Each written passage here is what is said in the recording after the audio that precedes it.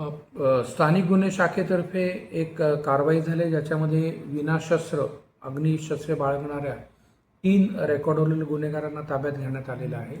त्यांच्याकडे सुमारे 11 गावठी पिस्टल, 22 काडतूस, 2 स्पेअर मॅगझिन्स असे एकूण जवळजवळ 6,62,000चा मुद्देमाल हा जप्त करण्यात आलेला आहे। याच्यामध्ये एकूण 4 आरोपी आहेत, पैकी 3 हे आत्तापर्यंत अटक करण्यात आलेले आहेत। त्यात मुख्य आरोपी आहे तो मयुरेश आधाटे, हा मूळचा सांगली खानापूर तालुक्यातला आहे, परंतु सध्या तो पुण्यात राहतो। आणि मारुती गुजले हा जांभूळमाळा खानापूर आणि वैभव इंगळे ताडाचीवाडी खानापूर असे 2 इतर असे एकूण 3 आरोपी अटक करण्यात आलेले आहेत। त्यांना ज्यांनी सप्लाय केले ते मध्य प्रदेशमधला एक आरोपी आहे, त्याचा शोध घेणं चालू आहे।